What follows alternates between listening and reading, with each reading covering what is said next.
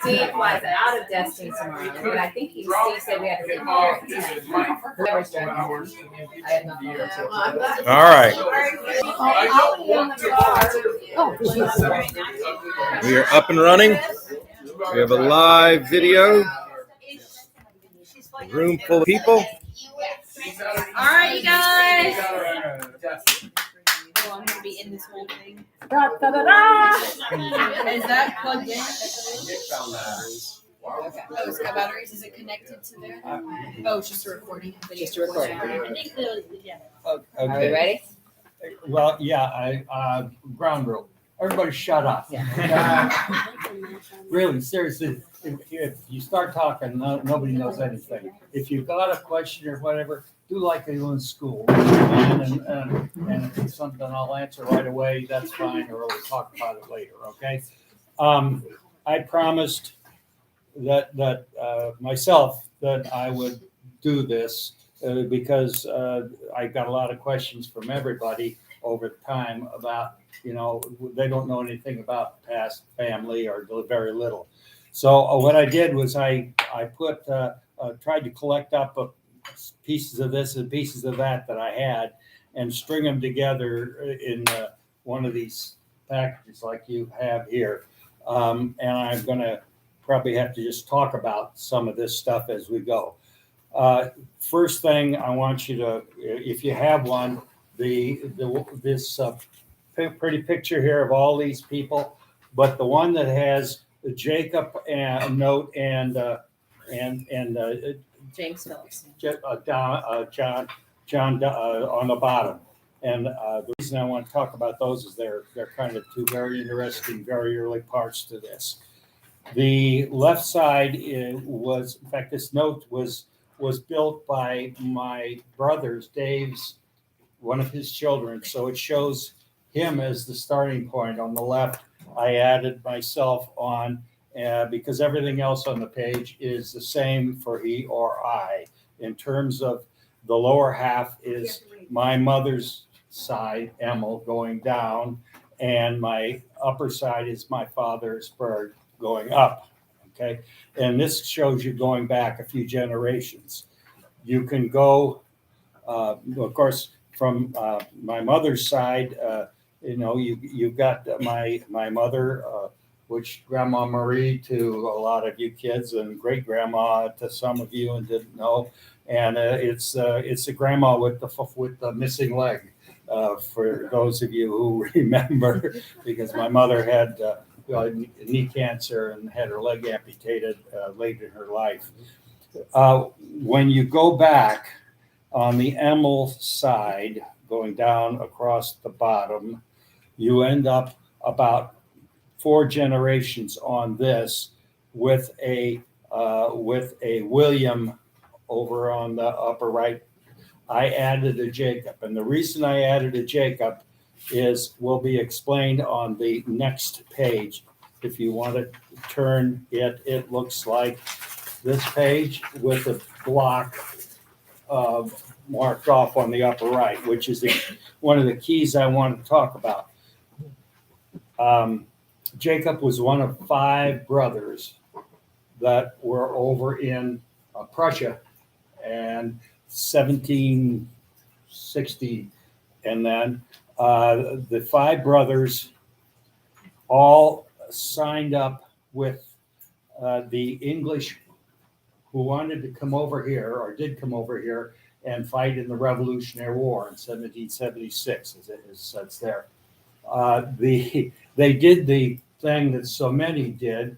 They got passage, which the British paid for, and as soon as they hit America, they deserted. Well, that's okay, because they turned around and went over and found out where the American Army was, the Constitutional Army, and they signed up there. Okay.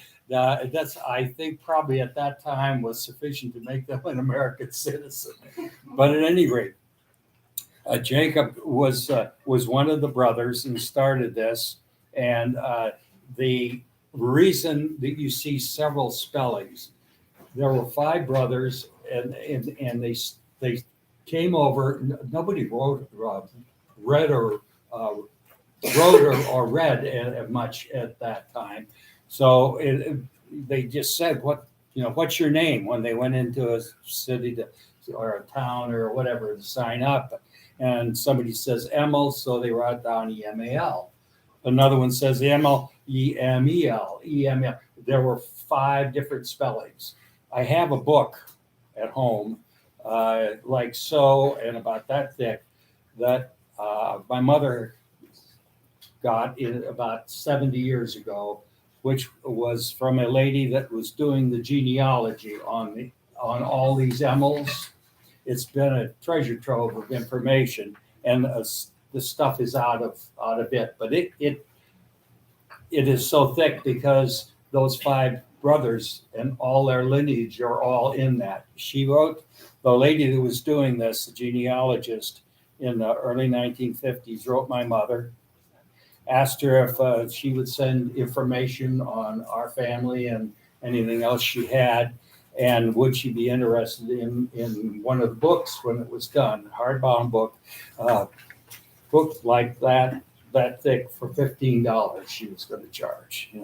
Today, you can't buy a postage stamp for that. But at any rate, that's how we've got this information, and it goes back so far in the thing. Now, Jacob had a son, Andrew. You'll see in the upper left of that second page, and Andrew had a son, William, and his son William was the father of my grandfather, who doesn't appear on this sheet, but he will appear in just a minute. You'll be impressed with everything I got to tell you about him.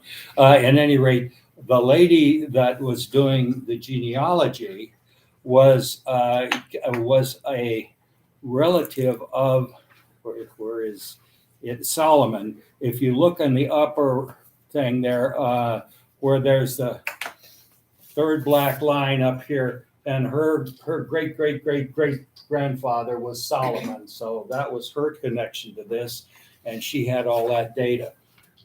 She also had contacts with a lot of other people doing genealogy in other things, and that's how I've got some information on the Phelps side, which I'll get into next.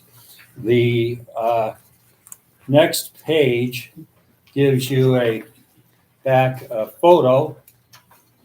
It's 100 and I don't know how many years old now that makes it, but from 1860 or thereabouts, of William Emil, and his second child, his son is Eldridge Enoch Emil.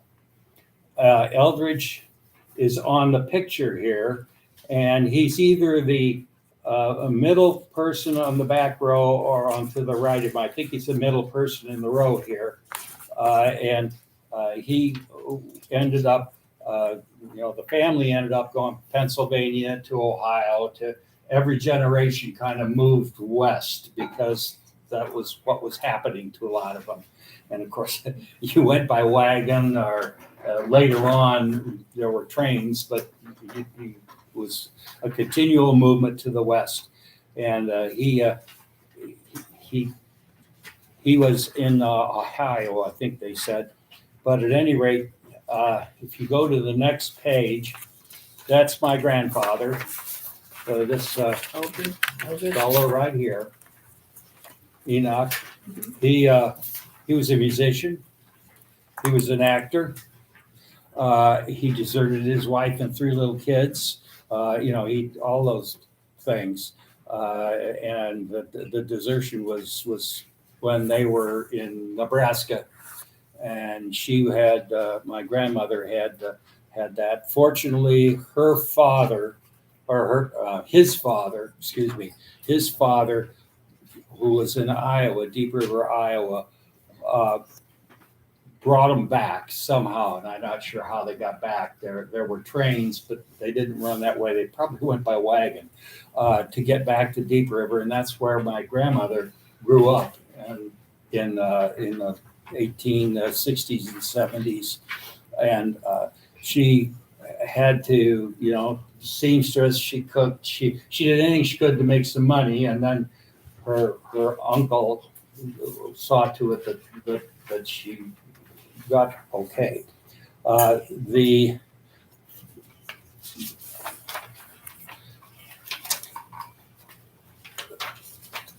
next page will take you a reference to Phelps. Only going back here, Grandma Emil was a maiden name was Phelps, and I have a 3-page typed dissertation, and I'm not sure what to or who to credit it to. I think it was a friend of the lady that was doing the emo genealogy, and her friend was doing Phelps genealogy and gave her this. It's a interesting 3 pages because it is entitled From Merry Old England to New England, and it goes way back and starts with the Phelps from 1560. I cannot, all I could say is that I got this letter to go by, and that's all I've got to go by. But he, James Phelps, was from Tewkesbury, England, and he had sons. He had a son who had sons, and 2 of those sons, one William in 1599, and George in 1606, came over to the United States on a little boat, the John and Mary. There were about 100 people, passengers on the boat. The dissertation I have said, and there were 16 or 17 more trips of this, not only this ship, but others. And the Massachusetts colony ended up getting populated by these people that were coming in, maybe 100 at a time, in the 1600s, which was a bad time because there was a lot of disease.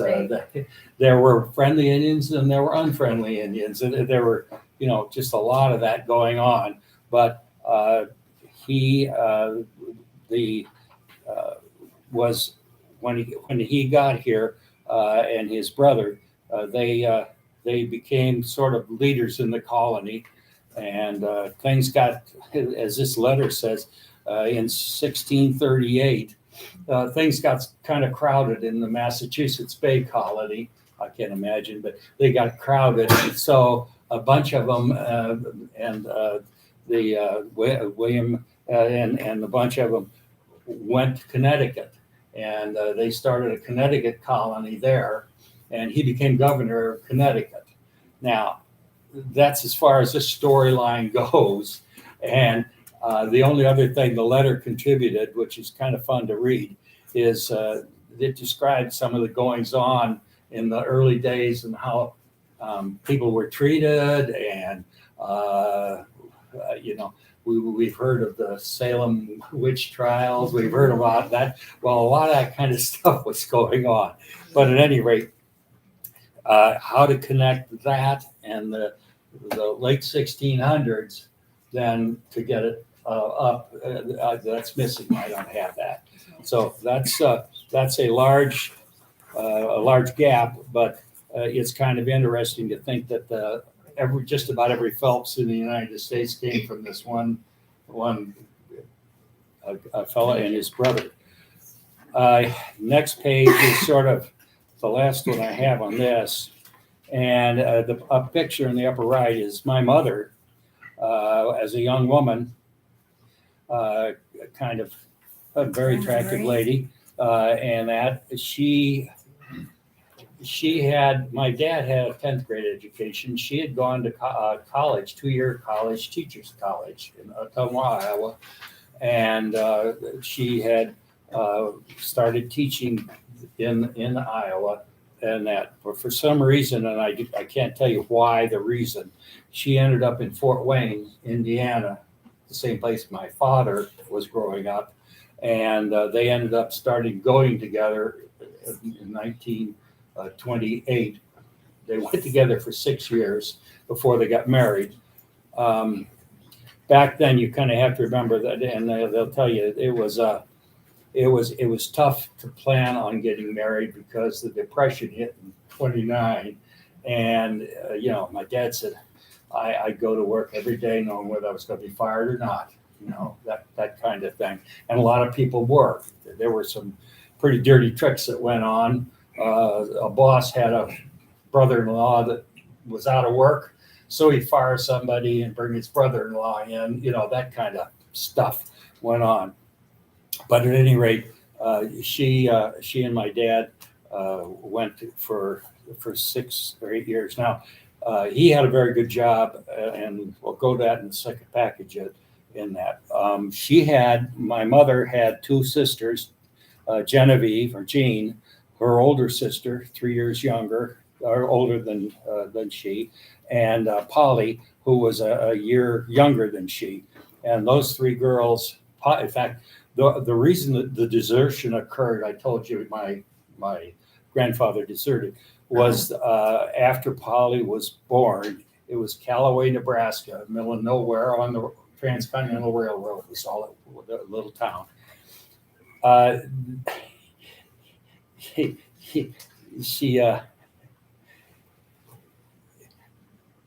Polly,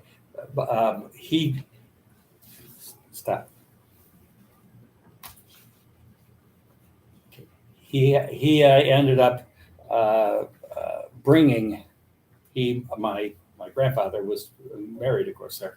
He brought a midwife for the delivery of the baby. And after things settled down, the baby was born and everything, he ran off with the midwife. And they went off to parts unknown. He's buried in Seattle somewhere. And I do not know what cemetery or anything he's buried in, but that was in 1927, I think. And at the bottom you'd think if my grandmother lived with us for quite a few years, and I was looking for a good picture, and with her living with us for all those years, I found this little picture that we had on one of the things here, and but she was living with us. She was in her 70s. She was a really interesting old gal. Of course, she put up with a lot in her life, and that. She was nice to have living with us in the house. My brother and I thought so, because she was determined. She had jobs to do, like she had to clear the table and clean up and wash dishes and do all this. And you guys get out of here. Now, no 7, 8, 10-year-old kid's going to say no to that offer. So that was that. And she had her little rhubarb patch out in the backyard. And she grew rhubarb, and she made rhubarb pie. And she made the best rhubarb pie. Gosh, that was good.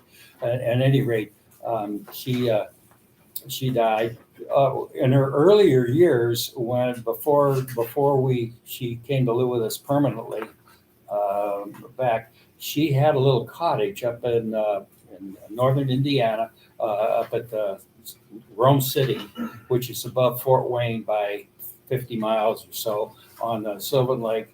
And I was probably 4 or 5 years old and went up there a few times and stayed overnight with her. And when I say a little cottage, it was very interesting because she had no running water. I mean, city water kind of thing. She had a pump that pumped water into the sink in the basin, and she took all of the grounds and everything that was left, and she had a compost pile out and back, and it was where she dug worms to go fishing and all this. Very, very a very interesting lady. Before she died, she flew on a modern airplane to Columbus to see her sister. That made quite a lifespan, from going by covered wagon to flying. Now jets were just coming in, so I don't think it was a jet, but it was still a modern airplane, and that. So that's sort of leaves it at where Grandma is now, of course, gone, and yeah. And we'll go to the second one, but before I do that, any hand raises or? I think I have a picture of you and Dave with your grandma in front of that shack from Dave's funeral that I took a picture of. Oh, really? Yeah. Yeah. Because I was really young. That was while we were still living in Fort Wayne. Yeah, you were little guys. Yeah. I'd like to So have that. I I'd very much like to have I'll that. look for that when I get home. Yeah, that was a little loft I upstairs. took a lot of pictures of their pictures when we were there. Good. So. It wasn't a Berg. It was Daddy and his brother with their grandma. But there's two grandmas. No. The Berg grandma. Oh, You didn't cover that. Oh, I don't know. See, that was the grandma's mother. Maybe. I don't know. They were in front of a little shack out in a wheat field. Oh. Yeah, I don't know. I'd have to look at it. Yeah, Tell you I'll look. that everything. Okay, but so if we can then. You said she took a wagon and then later a plane. When did she take a wagon? Well, when they left, when the girls were babies, when Polly was born in Callaway, Nebraska, okay, they had to get back to Deep River, Iowa, and that's probably a 300-400 mile trip. There were no freeways, of course, there were hardly even decent roads. There were trains, but they didn't run everywhere. They were building the Transcontinental Railroad, so chances are pretty good that they had to go by wagon, because at least a part of the way, if nothing else, in order to get back. And when you got a new baby and a year plus old and a 3, you got your hands full and then some. I just never did get a good rundown on how that all happened. Okay. Second half of my family was the Berg side, and that's again same picture in the front, but the second and my dad, Herbert Matthias Berg, always went by Butch until late in his life when they made other friends, and you could always tell an old friend called him Butch, a new friend called him Herb. It was just because of what they knew and everything. His dad was Peter Berg, upper left going back, and Peter Berg was my grandfather. He was born in 1867 in Germany, in a little town called Ensch, E-N-S-C-H, which is just 15 kilometers upriver on the Mosel River from Trier, one of the larger cities. And Trier goes all the way back to the Romans, a Romans army. It was an outpost, and we've been there. Jackie and I were fortunate to be able to go there. I even took a photograph from a boat as we went down the river of a E-N-S-C-H written on the side of a hill. It's wine country, and that very interesting. He was trained as a cobbler, shoemaker. He came to the United States in 1888 in Fort Wayne. He would have been 21 years old, something like that. He was very fortunate. He was able to get a job with the Pennsylvania Railroad, which was a major railroad through Fort Wayne, and they had a yard there, in fact, a repair yard, and that. So he got a job there and had a decent, at least a decent job in that respect. He met Catherine. Her name is Junk. It's not Junk, it's Junk, but in German. but not Junk. And she was born in the United States. Her parents, though, came over from Germany also. So everybody on that side came out of Germany. And he Grandpa never was very happy with life when it came Christmas time, because Christmas and his birthday were the same day, and he's always get cheated out of one present. And on top of that, since he grew up in Germany, and he went into a city, Fort Wayne, that was loaded with German immigrants. You were either a German Catholic or a German Lutheran. And on every major street corner that there was a church, there were two churches, a Catholic church and a Lutheran church. They seemed to want to build right diagonally across from each other. But at any rate, that was sort of part of the environment then. And it was a busy town. Fort Wayne was, even then, was like 150,000, and it had a lot of business, a lot of manufacturing and everything going on. Grandpa, I tell a story about Grandpa when he was working on the railroad in Pensy. They during the First World War, this would have been 1917, probably that time frame that we were in the war. But Pennsylvania Railroad sent him and another guy from Fort Wayne to do a job in St. Louis. They needed repair or something like that. And they were in the station in St. Louis waiting to go back. Well, my grandfather, when he got excited, he'd break into German. And he was and we were at war against Germany. And he was in the station, and something got him excited. He broke into German, and people nearby called the police and had him arrested. Well, needless to say, between the two of them, they explained, please call the Pennsylvania Railroad. And they got it squared away. But it was always interesting. And my grandmother, Catherine, used to get so angry with him because she says, "Pete, talk English. We're in America." At any rate, there were a lot of those little kind of things that went on. So at any rate, you can go back and trace back from there on lineages. There were no particularly wild stories that I know about my grandmother's side. The next page to Peter and Catherine is out of it. Something else I got from, I think it was Peggy, my brother Dave's, that shows a picture of the headstones and a little more information on the two.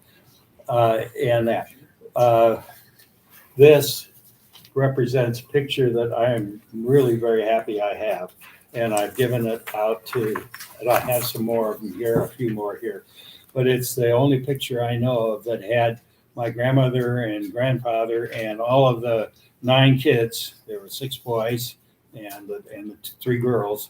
And I made some notes along the bottom, a little bit about each one.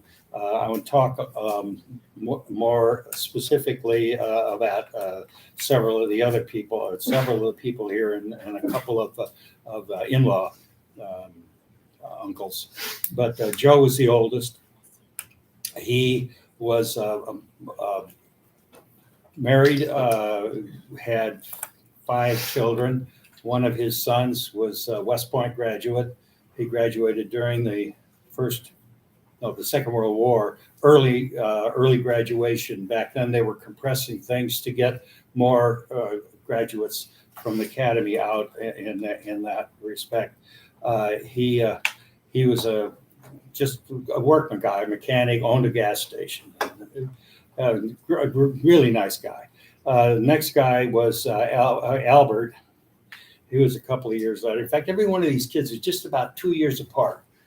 And there's a reason why, and women, I think, would know it. But when you're nursing, it can keep you from getting pregnant, and you nurse for a year and a half.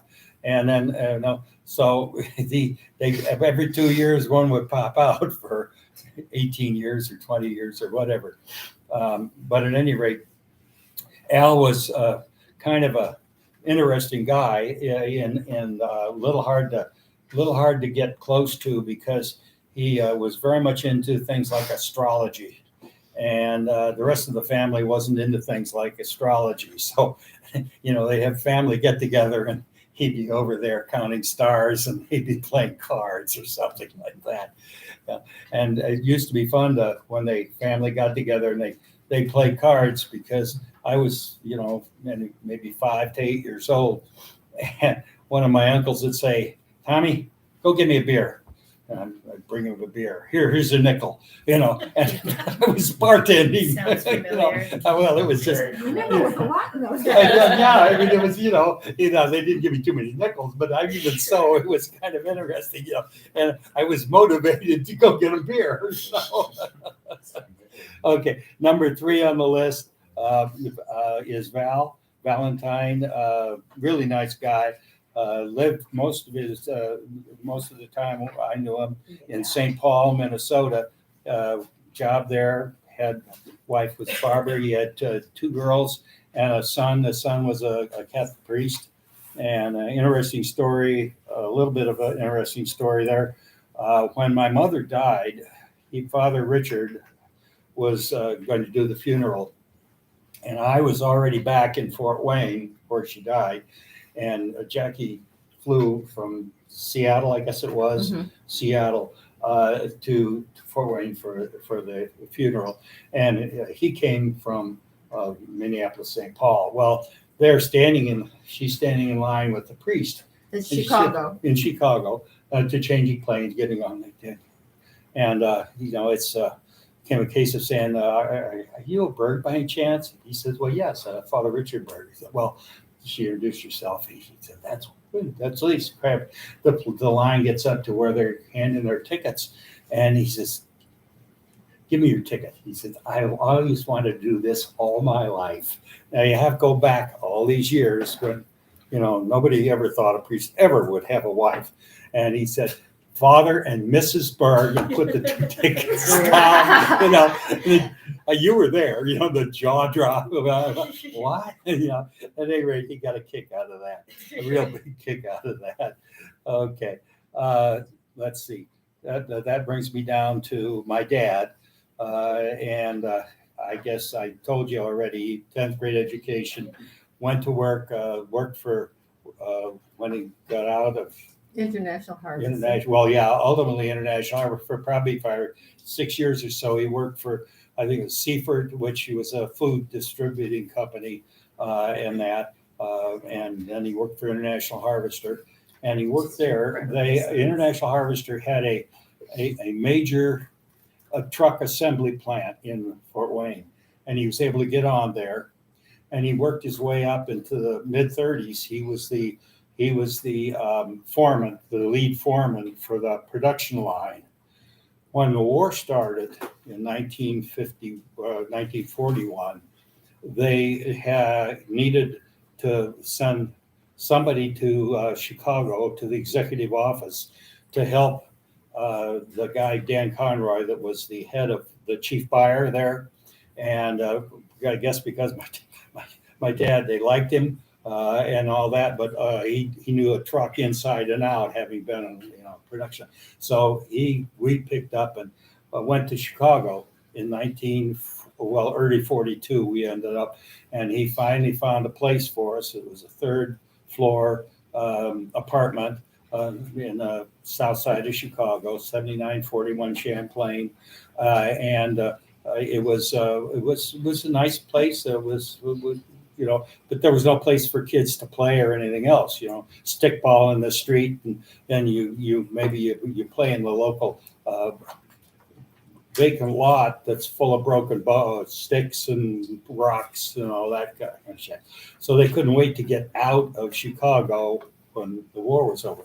But in the meantime, nobody went anywhere during the war much because everything was rationed. Gas was rationed. You got a ration book, and you get so many stamps for gas and so many stamps for flour and butter and sugar and all the basic essentials. And that was fine to have a stamp, but then you had to have a product somewhere. And word would go around in the evening amongst wives, their Kroger store around the corner is getting a load of sugar in tomorrow morning. And I'd get told early, go stand in line for me before the store opened, and then my mother would get my father thing squared away and get out, and she'd relieve me, and I'd go to school, But my job was to hold place in line for her, so she could use her stamp, because stamp was no good if there was no product to buy, and there were different kinds of books. People, for example, that had crucial government type jobs got a book that allowed you stamps for more gas, and because they needed it to get around. But it was very, very limited, and you couldn't get tires, you couldn't get a car, you couldn't get a washing machine, you couldn't get anything that was all turned into war. Well, okay, in 1945, we had in June we had VE Day, Victory in Europe Day. And in August, it was VJ Day, Victory in Japan Day. Early in 1945, my folks started looking for something a little more rural, a little bit. They found a relatively new home in a little town that was 25 miles west of downtown Wheaton, Illinois, and they were able to buy it. The people that the Bergs, he was a carpenter. They owned a big quarter of a lot, about 4 lots, and they had built their own house. Then they built this house. In his spare time, he'd build a house while he was doing carpentry work, and then sell the house. So we ended up going out there. Wheaton was about 15,000 people, and there were very few people commuted into Chicago. Although we had an electric line that went there fairly efficiently to get back and forth. So that's where we ended up. I got out of Chicago and made friends, but friends disappear when you're young, and made new friends. And we ended up in Wheaton, and we stayed there. And I grew up there, basically. You probably have heard Billy Graham's name, Reverend Billy Graham. He was associated with Wheaton College, and that was a major activity in Wheaton. It was a dry town because Wheaton College controlled that kind of thing. In fact, they controlled the whole north side. The railroad tracks, the Pensy, ran right through the middle of town. Only Catholics lived on the right-hand side, down to the south side, and only Protestants lived on the north side. Literally, And we did have one black family.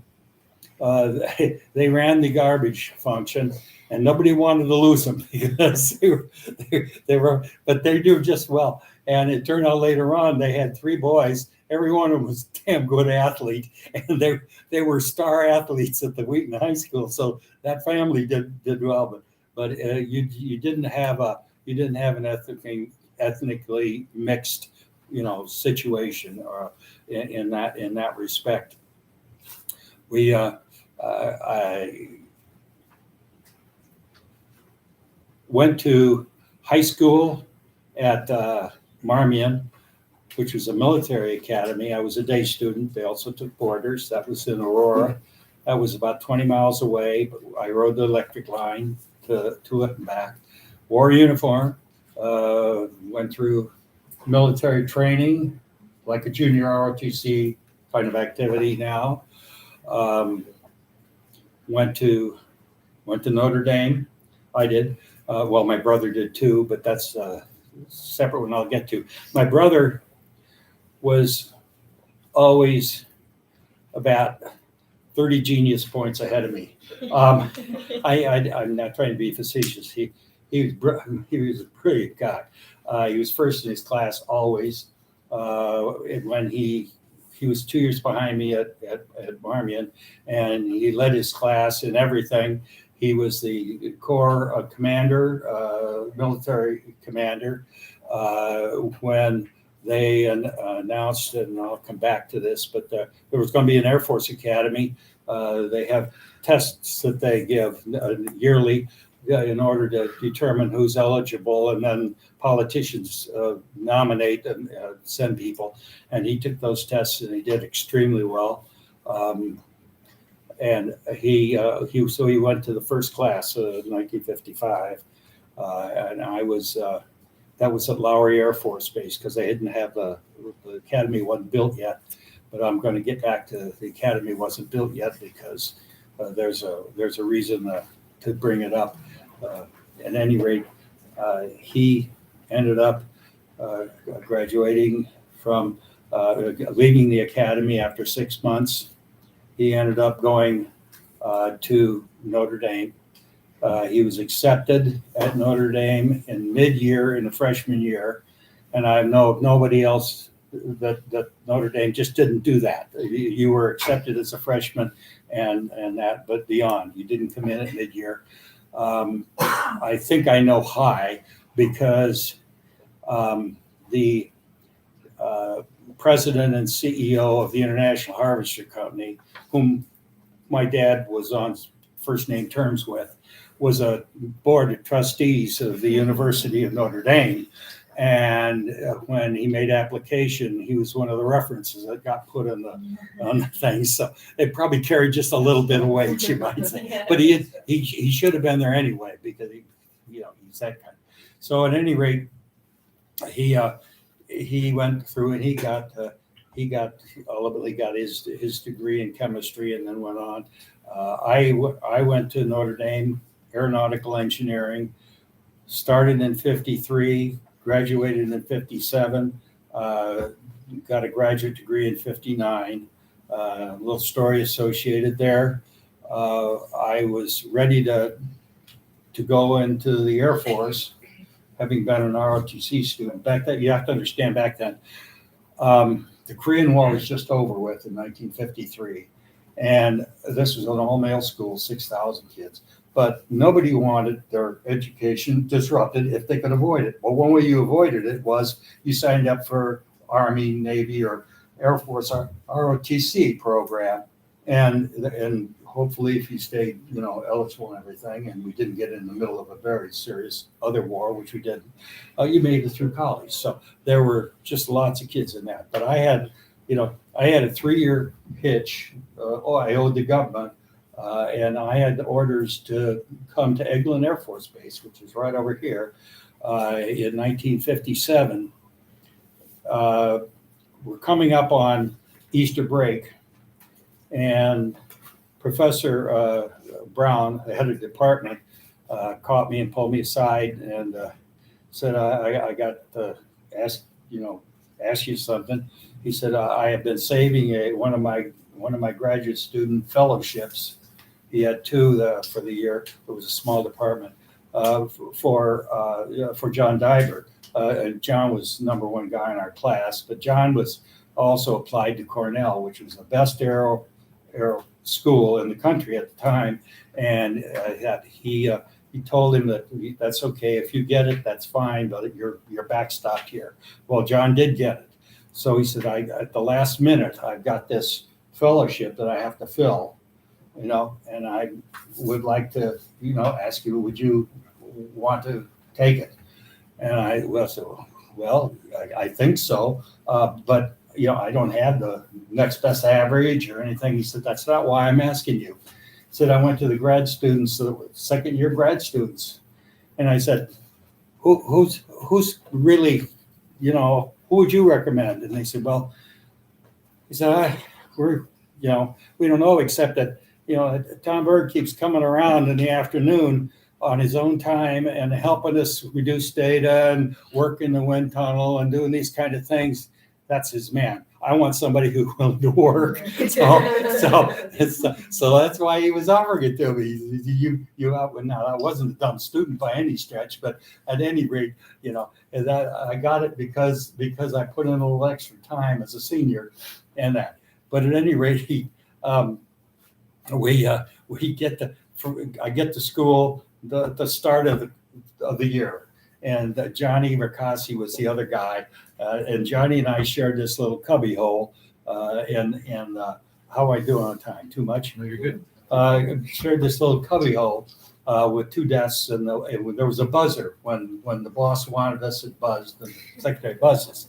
You know, that's the way they work with slaves in school. You know? At any rate, so at any rate, we're sitting, talking to each other first day and everything, and I think he said to me, he said, "What kind of a fellowship do you have?" And I said, "Oh, I don't know." He said, "Well," he said, "there's a research fellowship and there's a teaching fellowship." And I said, "Oh, that's nice." He went, "I don't know." He said, "Well, let's go ask the boss." So we go out and we find him, and he's talking. He's in the machine shop talking with the machinist. And I, "Mr. Brown, yes." And he says, "Well, what do we have?" And he says, "Gentlemen, let me explain to you. I have 1 research and 1 teaching fellowship. I have divided each of them in 2. You each have a half a research and a half a teaching. In other words, you'll do anything I tell you to." "Yes, sir."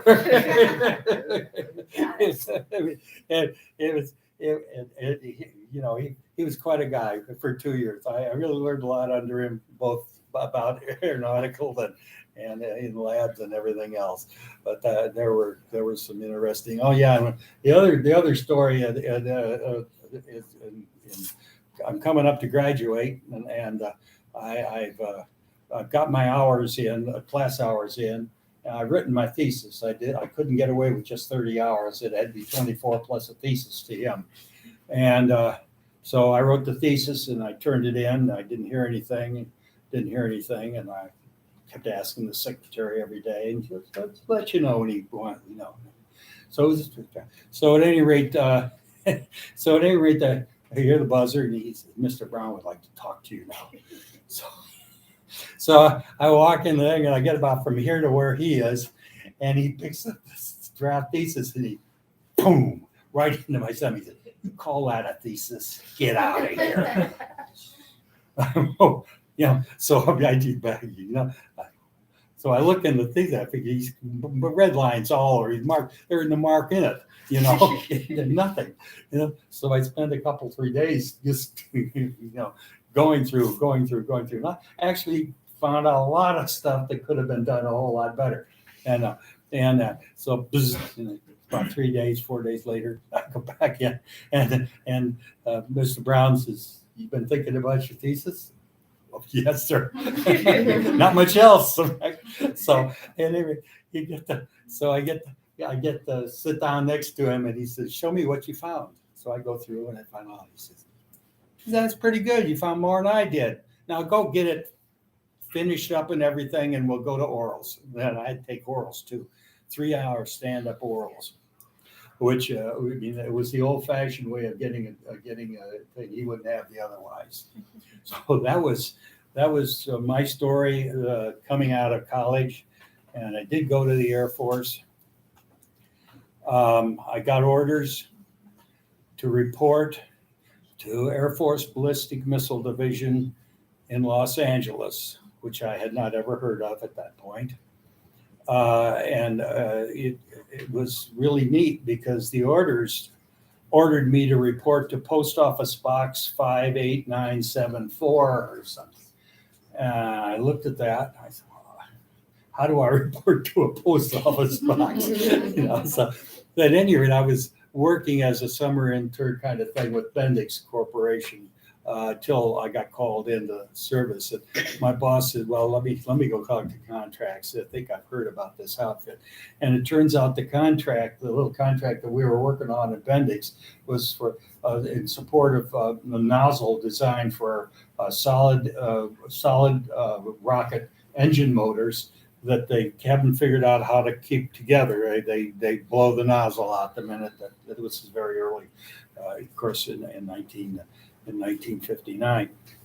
So they said, "Well, we got back, and they'll send you new orders." They did, and I went out to California then in September, right after my brother was married, I was 3 years, a year and a half. Well, in February, that following February, we got married, and brought the bride home to Los Angeles, and introduced her to everybody.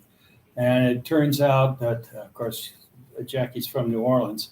It also turns out that the head of the Titan program office that I was assigned to, Colonel Red Wetzel, was New Orleans, gone to Tulane, and she became the darling of the place automatically. I bring in one of our girls in, that's nice. So at any rate, went through that, went to San Bernardino for a year and a half, and then got out and went to Chrysler for a while, and the Aerospace Corporation, and then with Boeing, and stayed in for a long time. I want to finish up here with just telling you a few things about a few of my other. I talked about my dad. How many?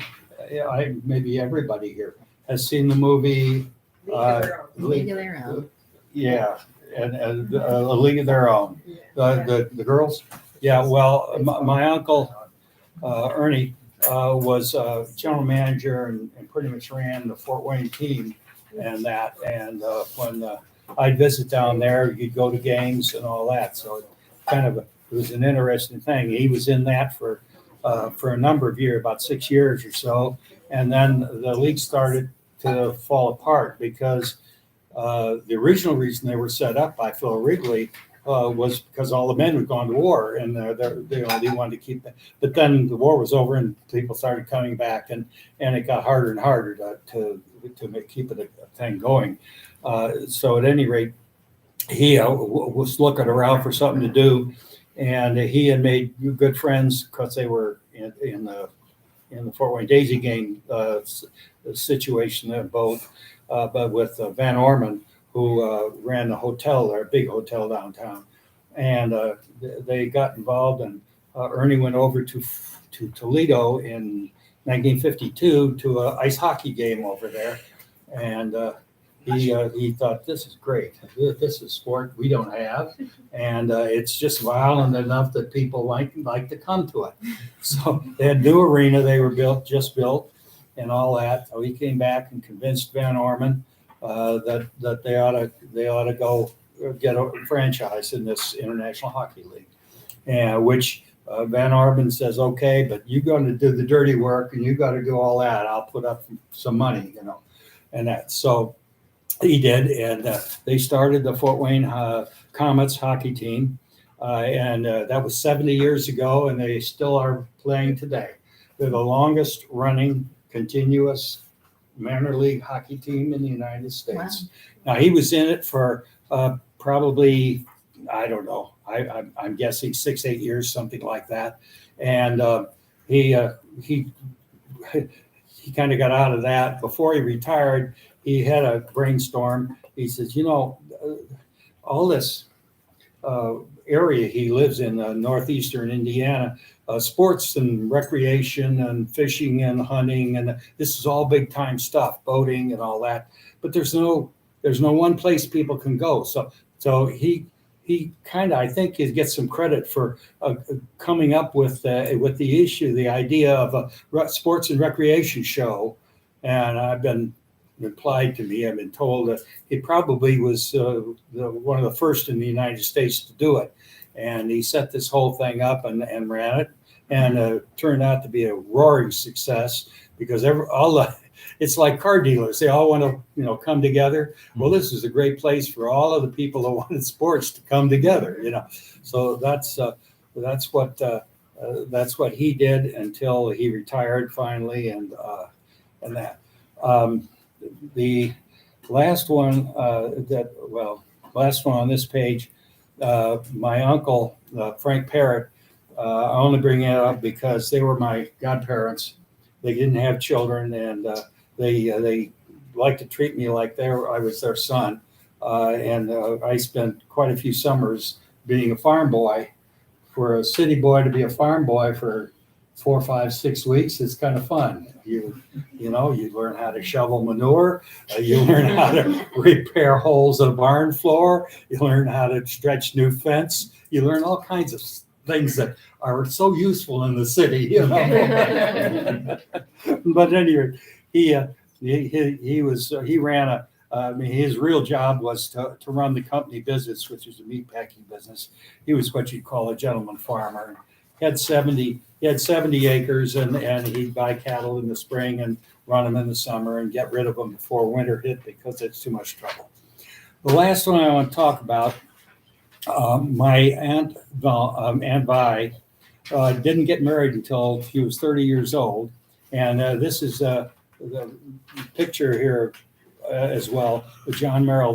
This is an excerpt taken out of the U.S. The New York Times magazine newspaper on his death.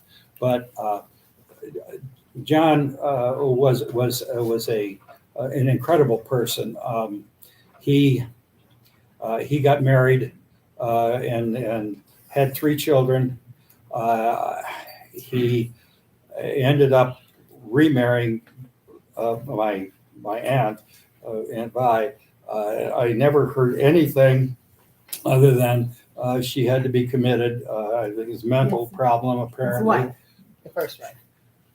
The first one, His yeah, first first life was, and that I don't know how the 3 children were accommodated early in life or anything else, but he was very active in the 1930s.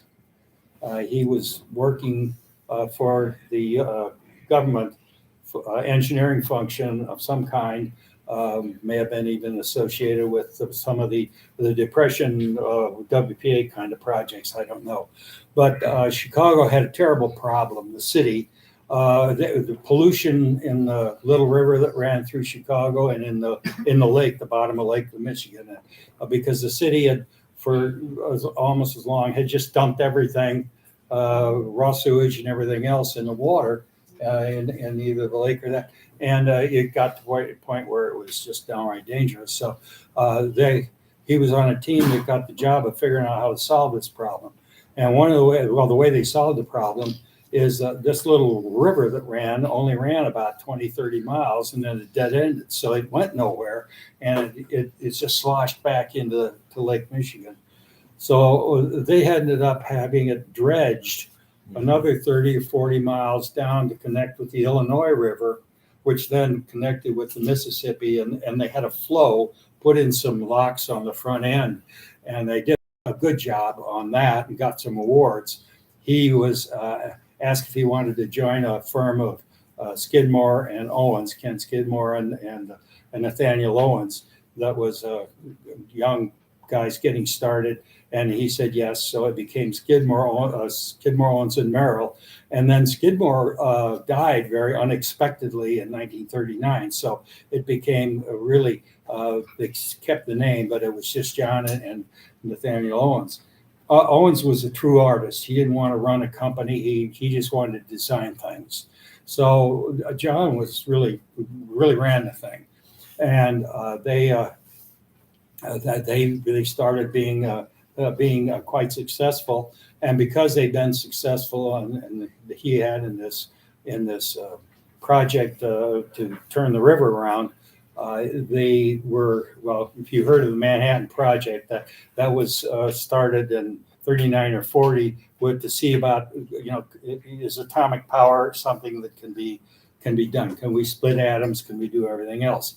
They concluded in 1941 that yes, they could. We needed some place to put a plant because we're going to have to start trying to, ultimately enrich uranium and all that. And the war was starting, and you want that. So, at any rate, they went to Skidmore, Owens and Merrill, and they got the job of building Oak Ridge, the city of Oak Ridge, not the plant that did the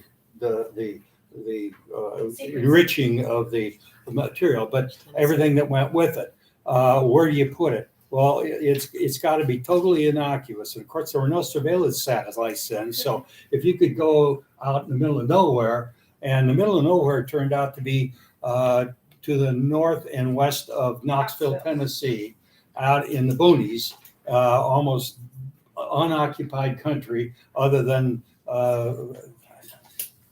terrible term, hillbillies, but they were just, you know, it was just the Appalachia, yes. And there was no electricity. TVA had just getting started now. There was no water plumbed in, you know, it was the streams or wells. There was nothing there. And so they started construction of a city to support the people that were required to run this plant while the plant was being built. And that was their job, to build the city, the total infrastructure of the thing. I have a book at home, which I couldn't find or would have brought with me, but it's entitled City Behind a Fence. And it's a story of Oak Ridge. There's even a picture in the center part of it of John Merrill sitting on a chair in the middle with probably about 100 of the people that were here all around him. It was a family shot of that. But at any rate, it was pretty bad for a while, because there's nothing worse than denuding the soil to put in roads and everything else and have a heavy rain and then nothing. But they went through all that. They got that all sorted out, and they got it all made. That in 1944 was when he married my aunt, Vi, and that was in Chicago. And it turned out that my mom and dad and my brother and I were the only family members. In fact, the only people that were there, except for the minister. Nobody did much traveling at all. And it was in his apartment he had in the north side of Chicago. And that was when I decided, I met him first time. I was really impressed. I was 9 years old, and man, he looked like a sort of a little god in a way, a big god. He was a big guy. But at any rate, the wedding is over. He walks over to the piano that he had, and he starts to play beautiful classical music. It's like, holy cow, is there anything this guy can't do? And that kind of thing. But at any rate, we were there for that. Shortly after that, the war was over, and the U.S. decided they had to have a jumping off point to Japan, and they picked Okinawa, which is an island that had been decimated during the war. So it had to be totally rebuilt. And because of what they did at Oak Ridge, Skidmore, Owens and Merrill was told, go do that job. So they got that job, and they built that. But Vi couldn't go. John actually was commissioned as a general officer because he was able to then command an aircraft as he needed and get whatever he needed to get back and forth. There were no commercial anythings, you had to have military. So they were in that condition for about a year, and then they got the Imperial Hotel in downtown Tokyo, which was a world-class hotel, back up and running and functioning. And Vi came over, and they lived there for a couple more years while they were working on that. That went on until probably in 1940. 44, 45, 48, 49, something like that. At that point in 1948, the United States decided they wanted an independent Air Force.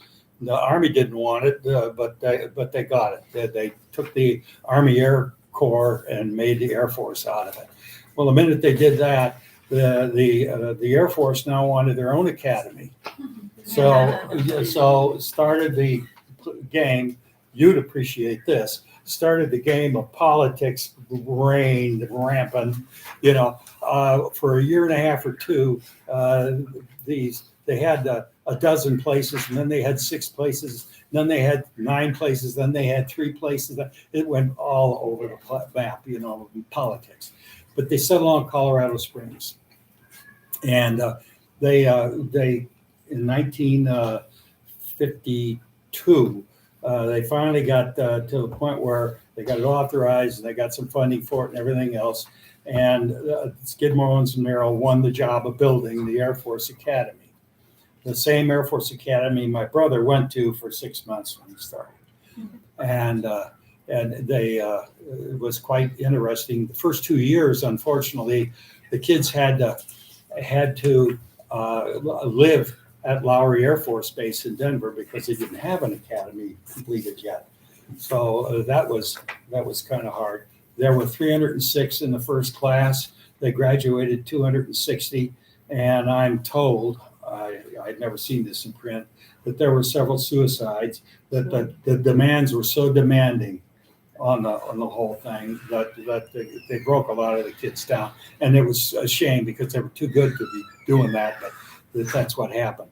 Of course, it's going now, and you've probably seen pictures of the chapel, which is this looks like an accordion on its side kind of thing that was a big issue, an argument about whether it would work or not. And at one point, they thought it couldn't be done because it'll leak, but they got it. It all got built, and so that was John's last job, and it was interesting since he was running the company, and they were worldwide. They had offices in probably 8 or 10 places in the world. They were building huge skyscrapers, Sears Tower in Chicago, which was 102 stories, Transamerica building in San Francisco, and a bunch of them overseas in Dubai, and they were running rampant as a company, and he was running the show and apparently doing a great job. But he decided, I'm going to be retiring one of these days. I might like to retire in Colorado Springs. So, maybe what I ought to do is maybe I ought to appoint myself as project manager of the Air Force Academy as well.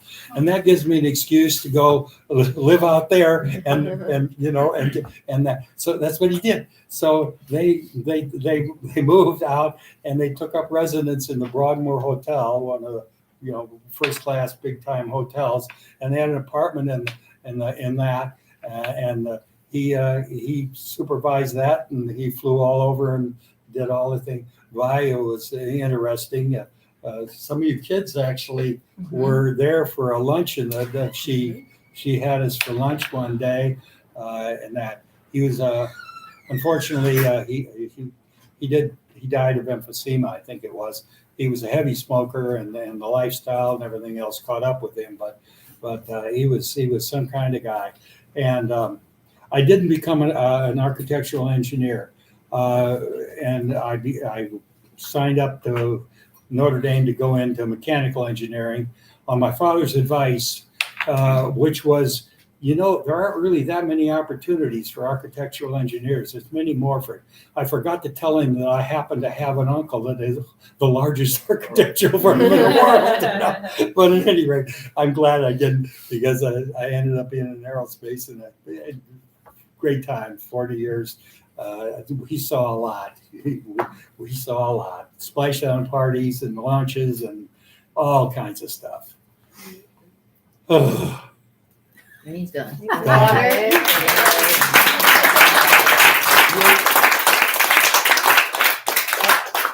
hope it was worth doing. That's all.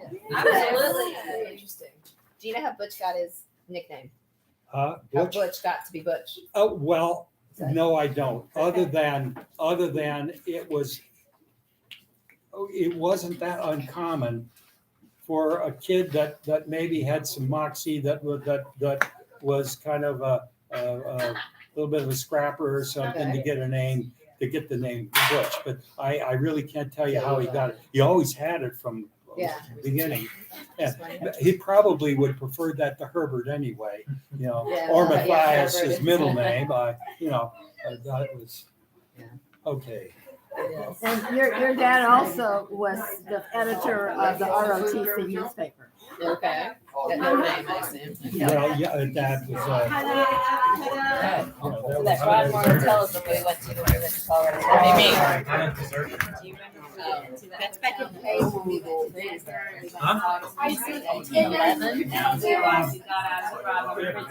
Coming over and we got to the gate.